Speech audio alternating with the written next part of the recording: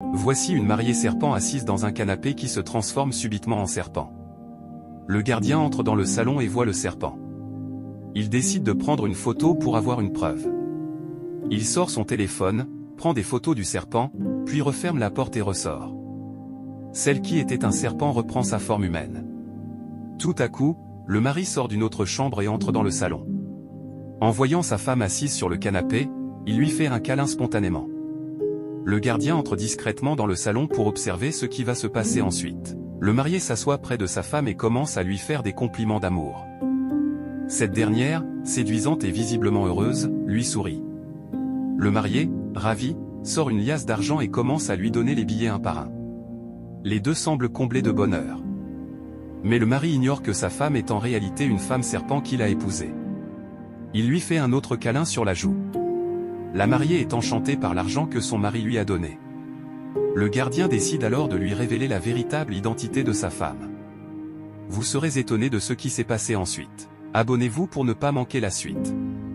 Regardez une jeune fille qui marche sur la voie. Tout à coup, un homme l'appelle.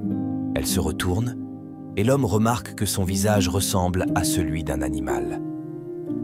Il la regarde de bas en haut avec son téléphone en main, pensant que son visage allait changer pour qu'il puisse l'aborder. Mais le visage reste inchangé. Pris de panique, il s'enfuit sans même s'arrêter.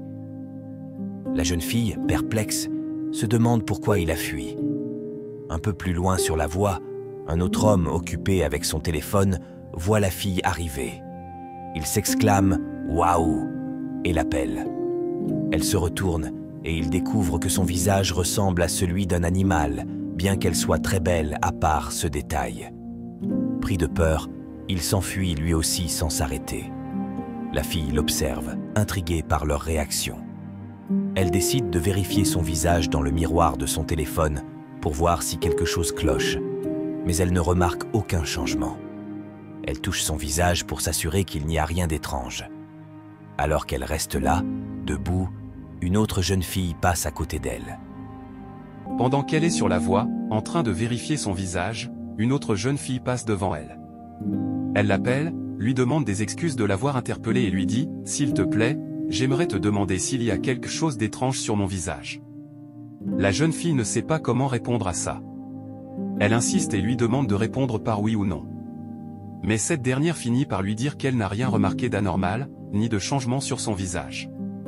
La nouvelle interlocutrice voulait partir, mais subitement, la jeune fille s'excuse et la touche par le bras. Elle lui explique alors, chaque fois qu'un homme m'arrête pour me parler, il me dit que mon visage ressemble à celui d'un animal de la brousse. La nouvelle lui répond, je ne vois rien d'étrange à part ton visage normal. Si tu n'as rien d'autre à me dire, laisse-moi partir. Elle la dépasse et s'en va. Sur un autre chemin, elle croise un jeune homme. Ce dernier lui demande son numéro, et elle accepte. Mais lorsqu'il regarde son visage, il y voit celui d'un animal et s'enfuit aussitôt, effrayée. Étonnée, elle se rappelle alors ce qui s'est passé à la maison avant qu'elle ne sorte de chez elle. Après s'être bien habillée, elle s'approche de son père et lui demande de l'argent. Mais son père ne peut pas lui donner ce qu'elle veut. Il lui explique qu'il cherche lui-même de quoi subvenir aux besoins et qu'il ne peut pas trouver une telle somme. Furieuse, elle insulte son père. Ce dernier, profondément blessé, se met en colère. Alors qu'elle décide de partir, il s'assoit sur l'escalier et lance une malédiction sur sa fille avant de rendre l'âme. De retour à la maison, sa fille découvre le corps sans vie de son père. Elle le touche, mais son esprit a déjà quitté son corps. C'est ainsi que la malédiction reste sur elle pour le restant de sa vie. Abonnez-vous pour ne pas manquer les prochaines vidéos.